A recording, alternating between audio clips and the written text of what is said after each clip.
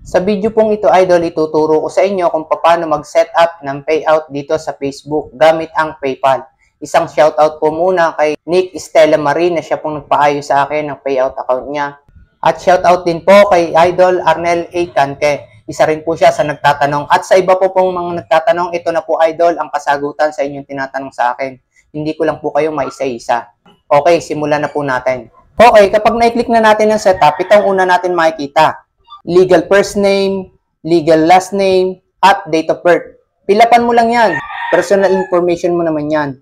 Pagkatapos, i-click mo lang ang next. Pagka-click natin ang next, makikita nating sunod ay itong business type. I-click natin. Piliin mo dito ang individual. Wag mong pipiliin dito itong mga nasa ilalim, yung mga sumusunod. Kaya marami ang nagkakaproblema sa pagsisetup. Pinipili kasi nila yung mga non-profit, partnership. Basta wag mong pipiliin yung mga yon. Basta individual na lang ang piliin mo para sigurado ka. Kasi mag-isa ka lang naman dito na re-receive ng payout mo. Pagkatapos, pag na-click mo yung individual, i-click mo lang ulit ang next. Pagkatapos, ang ilalagay mo naman ngayon ay ang present address mo. Kumpleto dapat. Simula doon sa mismong address mo, sa barangay nyo, ilagay mo ang city, ang province, zip code. Pagkatapos, itong phone number, ilagay mo din. At itong Gmail mo, ilagay mo. Kasi dyan magsesend si Facebook ng information tungkol sa ating mga nare-receive. Yung tinatawag nating invoice, dyan mo marireceive. Pagkatapos, dito sa Tax Identification Number or TIN, make sure na walang space or walang dash kapag nilagay mo para siguradong gagana siya. Pagkatapos, makikita mo dito yung VAT/GST. Optional yan.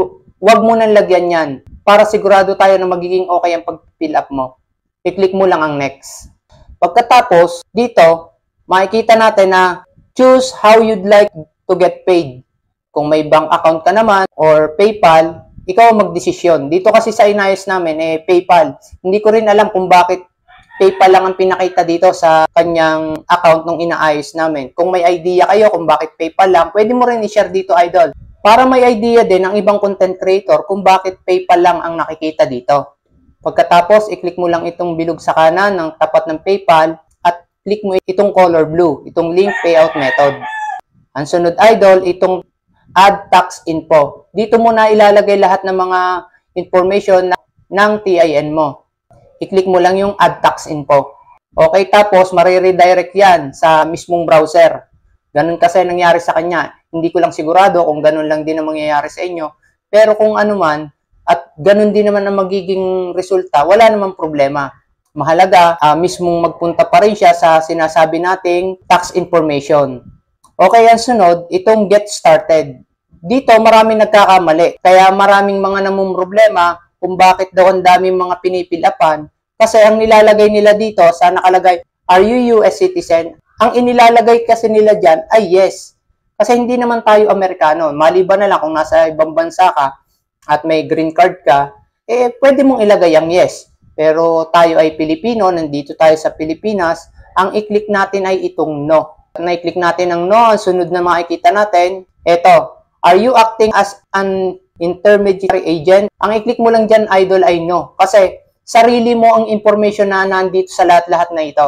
Hindi ka tagapag-receive lang ng account na ito. Sa'yo talaga ang account na ito. Kaya ang ilalagay mo dyan ay no. Kaya yung iba nagkakaproblema. Ang nilalagay nila, yes. Okay, i-click mo lang ang no at i-click natin ang next. Okay, idol, ang sunod dito, itong nakalagay na enter your address. Fill upan mo lang yan. Address mo naman yan. Ikaw nakakaalam yan.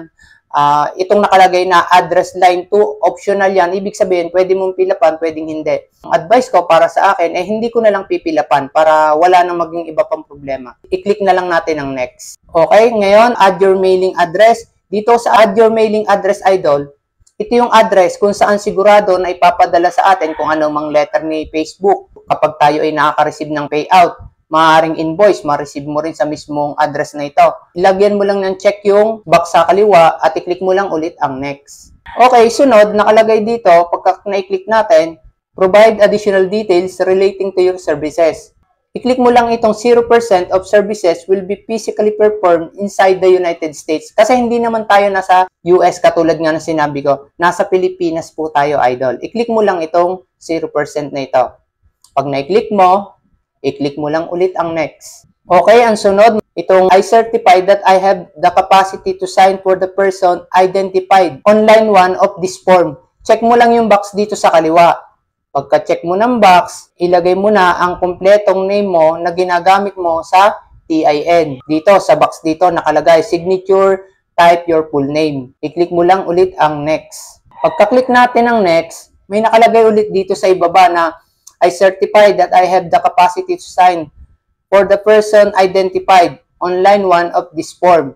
I-click lang din natin itong box sa kaliwa. Pag na-click natin itong submit form, kailangan muna nating i-review para makasigurado tayo kung may mali tayong nailagay sa ating form. Importante kasi yan, idol, para hindi magka-problema kung sakali. Iswipe mo lang pataas yung part 1 para makita natin ang kumpleto ng lahat-lahat. Kung okay na ang lahat, idol, i-click mo na ang submit. Dito kasi hindi ko na makita kasi one-on-one namin tong tutorial sa Messenger nung ginawa namin. Kaya ganito, walang nakalagay na submit. Kung sakaling makita mo sa ilalim, color blue naman yon, i-click mo lang ulit ang submit. Pagkatapos, ito na makikita mo.